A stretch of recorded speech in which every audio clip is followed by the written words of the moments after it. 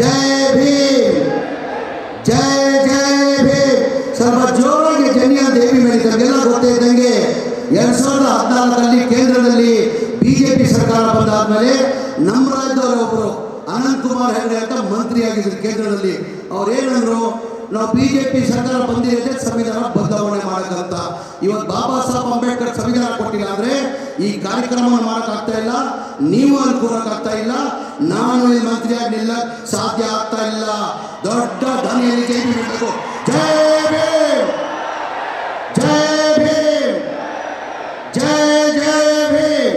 ವೇದಿಕೆ ಮೇಲೆ ಆಸೀನಿರುವ ನಮ್ಮ ನಾಯಕರು, ಈ ರಾಜ್ಯದ ಮುಖ್ಯಮಂತ್ರಿಗಳು ಆದಂತ ಮನೆ ಸಿದ್ದರಾಮಯ್ಯ ಸಾಹೇಬ್ರೆ, ನಮ್ಮ ಪಕ್ಷದ ಮುಖಂಡರು, ಎಐಸಿಸಿ ಅಧ್ಯಕ್ಷರಾದಂಥ ನನ್ನ ಆತ್ಮೀಯ ಹಿರಿಯರಾದಂಥ ಮಲ್ಲಿಕಾರ್ಜುನ ಖರ್ಗೆ ಸಾಹೇಬ್ರೆ, ಸಂತೋಷ್ ಲಾಡ್ ಅವರೇ, ಎಚ್.ಕೆ. ಪಾಟೀಲ್ ಅವರೇ, ಎಚ್.ಸಿ. ಮಾದೇವಪ್ಪ ಅವರೇ, ಸತೀಶ್ ಜಾರಕಿಹೊಳಿ ಅವರೇ, ಮುನಿಯಪ್ಪ ಅವರೇ, ಬಿ.ಕೆ. ಹರಿಪ್ರಸಾದ್ ಅವರೇ, ಪ್ರಸಾದ್ ಅಪ್ಪಯ್ಯ ಅವರೇ, ನಸೀರ್ ಅಹಮದ್ ಅವರೇ, ವೇದಿಕೆ ಮೇಲೆ ಆಸೀನಿರುವ ಎಲ್ಲ ಆತ್ಮೀಯ ಸ್ನೇಹಿತರೆ, ಮೊದಲೇ ಆಗಿ ತಮಗೆ ಇಷ್ಟು ದೊಡ್ಡ ಸಂಖ್ಯೆಯಲ್ಲಿ ಬಂದು ಈ ಕಾರ್ಯಕ್ರಮ ಯಶಸ್ವಿ ಮಾಡೋದಕ್ಕೆ ಇಲ್ಲಿಂದಾನೇ ನಿಮ್ಮ ಕಾಲಿಗೆ ದೊಡ್ಡ ನನ್ನ ನಮಸ್ಕಾರಗಳು. ಕೋಟಿ ಕೋಟಿ ಕೋಟಿ ಕೋಟಿ ನಮಸ್ಕಾರಗಳು, ಕೋಟಿ ಕೋಟಿ ನಮಸ್ಕಾರಗಳು. ತಮಗೆಲ್ಲ ಗೊತ್ತಾದಂಗೆ ನಾನು ಹೆಚ್ಚಾಗಿ ಮಾತಾಡೋದು 5 ನಿಮಿಷದಲ್ಲಿ ನಾನು ಬ್ರೀಫ್ ಮಾಡಿ ಹೇಳ್ತೀನಿ.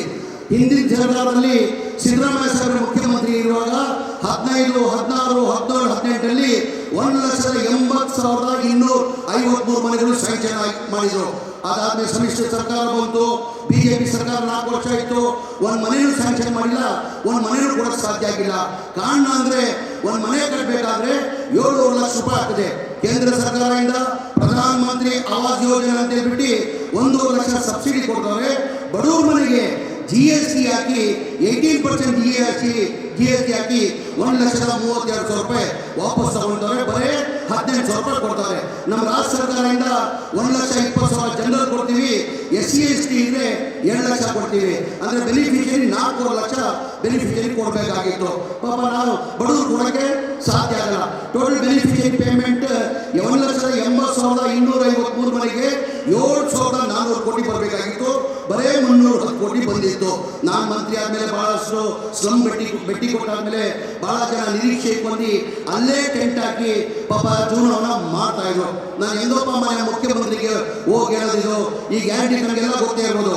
ಈ ಗ್ಯಾರಂಟಿಗಳದ್ದು 55ರಿಂದ 60,000 ಕೋಟಿ ಆಗ್ತದೆ. ಅದನ್ನ ಹೋಗಿ ಮುಖ್ಯಮಂತ್ರಿಗೆ ಹೆಂಗೋಪ್ಪ ಹೇಳಿದ್ರೆ ಅಂತ ಧೈರ್ಯ ಮಾಡಿ ಮನೆ ಮುಖ್ಯಮಂತ್ರಿ ಗಮನಿಸಿದಂತೆ ಸರ್, ಹಿಂದಿನ ಸರ್ಕಾರದಲ್ಲಿ ತಾವೇ ಮುಖ್ಯಮಂತ್ರಿ ಇರುವಾಗ ಈ ಮನೆಗಳು ಸ್ಯಾಂಕ್ಷನ್ ಮಾಡಿದ್ರು. ಅದಾದ್ಮೇಲೆ ಒಂದು ಮನೆಯೂ ಸ್ಯಾಂಕ್ಷನ್ ಮಾಡಿಲ್ಲ, ಒಂದು ಮನೆಯೂ ಕೊಡಕ್ಕೆ ಸಾಧ್ಯ ಆಗಿಲ್ಲ. ಬಡವರು 4 ಲಕ್ಷ ಕಟ್ಟಕ್ಕೆ ಸಾಧ್ಯ ಆಗಲ್ಲ ಸರ್. ನಾವೇ ಸರ್ಕಾರ ವತಿಯಿಂದ 4 ಲಕ್ಷ ಕೊಟ್ಟು ಮನೆಗಳು ಕಟ್ಟಬೇಕಾಗ್ತದಂತ ಮನೆ ಮುಖ್ಯಮಂತ್ರಿಗೆ ಗಮನಕ್ಕೆ ತಂದೆ.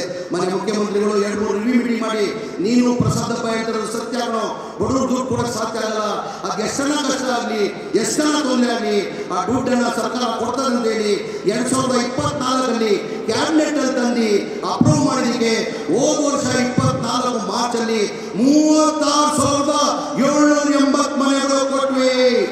ಏನಿಗೆ ಬಿಜೆಪಿ ಅವರು ಕೊಡಕ್ಕೆ ಸಾಧ್ಯ ಆಗಿಲ್ಲ. ಅವಾಗ ಯಾವ ಗ್ಯಾರಂಟಿ ಇರಲಿಲ್ಲ ಅವ್ರಿಗೆ. ಜನತಾದಳವ್ರಿಗೂ ಸಮ್ಮಿಶ್ರ ಸರ್ಕಾರದಲ್ಲಿ ಯಾವ ಗ್ಯಾರಂಟಿ ಇರಲಿಲ್ಲ, ಬಿಜೆಪಿ ಅವ್ರಿಗೂ ಯಾವ ಗ್ಯಾರಂಟಿ ಇಲ್ಲ. ಗ್ಯಾರಂಟಿ ಒತ್ತಡದಲ್ಲೇ ಚುನಾವಣೆ ಟೈಮಲ್ಲಿ ನಾವು ಘೋಷಣೆ ಮಾಡಿಲ್ಲ. 5 ಗ್ಯಾರಂಟಿಯನ್ನು ನಾವು ಘೋಷಣೆ ಮಾಡಿ ತಮಗೆಲ್ಲ ಗೊತ್ತಿರೋದೇ ವಿಚಾರ.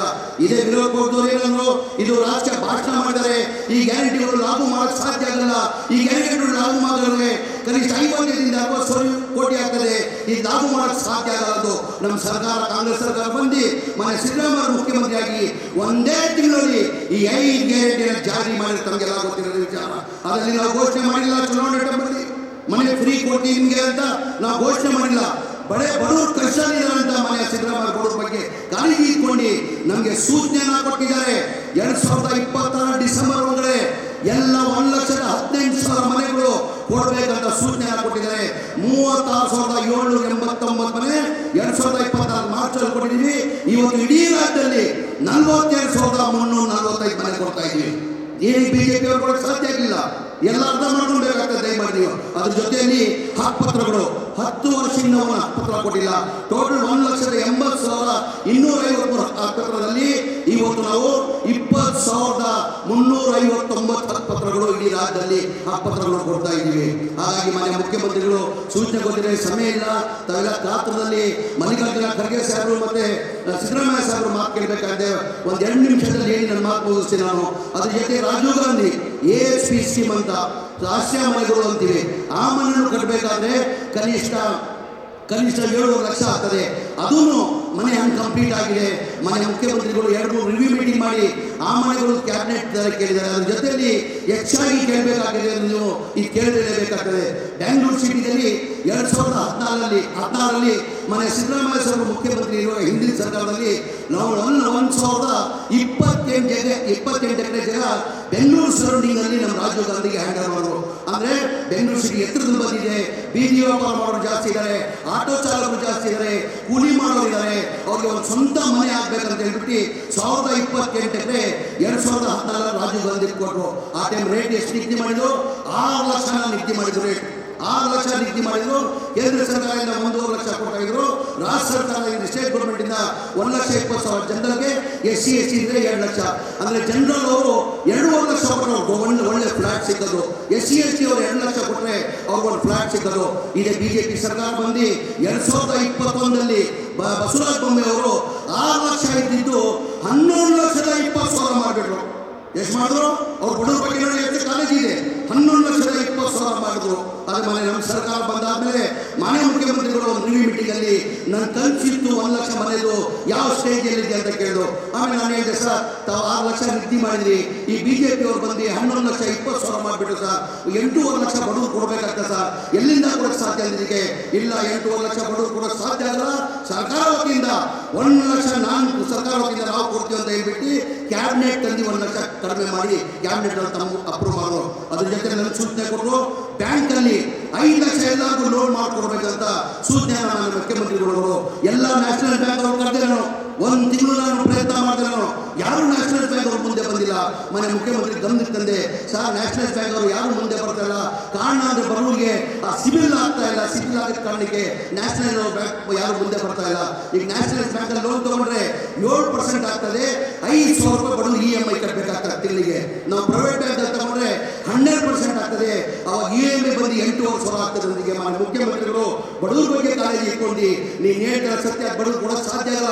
ಒಂದು ಕೆಲಸ ಮಾಡೋದು, ಕ್ಯಾಬಿನೆಟ್ ಕೇಸ್ ತಗೊಂಡ ನೀನು ಇದ್ರಲ್ಲಿ ಏನು ಪ್ರೈವೇಟ್ ಬ್ಯಾಂಕ್ ಅಲ್ಲಿ ಲೋನ್ ತಗೊಂಡು ಲೋನ್ ಮಾಡು, ಆ ಡಿಫ್ರೆಂಟ್ ಅಮೌಂಟ್ ಇಂಟ್ರೆಸ್ಟ್ ಏನಿದೆ ನ್ಯಾಷನಲ್ ಬ್ಯಾಂಕು ಮತ್ತೆ ಪ್ರೈವೇಟ್ ಬ್ಯಾಂಕು ಆ ಇಂಟ್ರೆಸ್ಟ್ ಅಮೌಂಟ್ ಸರ್ಕಾರ ಕೊಡೋದಂತ 1,600 ಕೋಟಿ ರೂಪಾಯಿ ತಗೊಂಡು ಮನೆ ಮುಖ್ಯಮಂತ್ರಿಗಳು ಅಪ್ರೂವ್ ಮಾಡೋದು. ಏನಿಗಿದೆಲ್ಲ ಬಿಜೆಪಿ ಅವ್ರು ಮಾಡೋಕ್ಕೆ ಸಾಧ್ಯ ಆಗಿಲ್ಲ. ಬರೀ ಯಾವ್ದನ್ನ ನೋಡಿದಿರಾ? ಚುನಾವಣೆ ಇತಿಹಾಸ ತೆಗೀರಿ ನೀವು, ನಮ್ಮ ಕಾಂಗ್ರೆಸ್ ಪಕ್ಷದ ಇತಿಹಾಸ ತೆಗೀರಿ.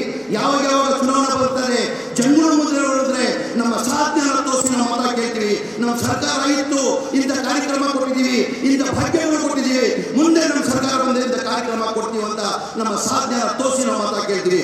ಎಲ್ಲ ಬಿಜೆಪಿ ಅವರು ಸಾಧನೆ ತೋರಿಸಿದ್ದಾರೆ. ಸಾಧನೆ 0, ಯಾವುದೂ ಇಲ್ಲ. ಅವರು ಬರೀ ಹಿಂದೂ ಮುಸಲ್ಮಾನ್ ಅವ್ರು ಯಾವ ಹಿಂದೂನು ಬೇಕಾಗಿಲ್ಲ, ಯಾವ ಮುಸಲ್ಮಾನು ಬೇಕಾಗಿಲ್ಲ. ಅವ್ರು ಬೇಕಾಗಿರೋದು ಅಧಿಕಾರ. ಹೆಚ್ಚಿನ ಸಂಖ್ಯೆಯಲ್ಲಿ ಅಲ್ಪಸಂಖ್ಯಾತರಿದ್ದಾಗಲಿ. ನಮ್ಮ ಇಸ್ಲಾಂ ಧರ್ಮವನ್ನು ನಮ್ಗೆ ಹೇಳ್ಕೊಟ್ಟಿಲ್ಲ, ಜಾತಿ ಭೇದ ಮಾಡಿ ಅಂತ ಹೇಳಿಲ್ಲ. ನೀವು ಪ್ರೀತಿಯಿಂದ ಮಾಡಬೇಕು, ಅಣ್ಣ ತಮ್ಮಂದಿರಿಗೆ ಮಾಡಬೇಕು, ವಿಶ್ವಾಸದಿಂದ ಮಾಡಬೇಕಂತ ನಮ್ಮ ಇಸ್ಲಾಂ ಧರ್ಮ ಹೇಳಿದ್ರು. ಮಜಹಬ್ नहीं सिखाता, आपस में बैर रखना, हिंदी है हम, हिंदुस्तान हमारा, सारे जहां के अच्छा हिंदुस्तान हमारा. ಇಸ್ಲಾಂ ಧರ್ಮ ಇದಕ್ಕೆ ಕೊಟ್ಟಿರೋದು.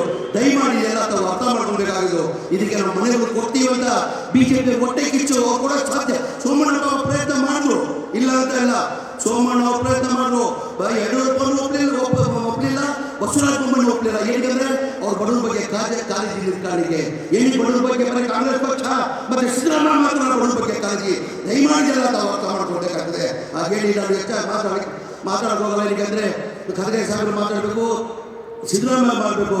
ಇನ್ನೊಂದು ಬಾರಿ ತಾವಿಷ್ಟು ದೊಡ್ಡ ಸಂಖ್ಯೆಯಲ್ಲಿ ಇನ್ನೊಂದು ಬಾರಿ ನಿಮಗೆ ಕೋಟಿ ಕೋಟಿ ಕೋಟಿ ಕೋಟಿ ನಮಸ್ಕಾರವನ್ನು ಸಲ್ಲಿಸಿ ನಾನು ಮಾತು ಮುಗಿಸ್ತೀನಿ. ಜೈ ಹಿಂದ್, ಜೈ ಕರ್ನಾಟಕ, ಜೈ ಕಾಂಗ್ರೆಸ್.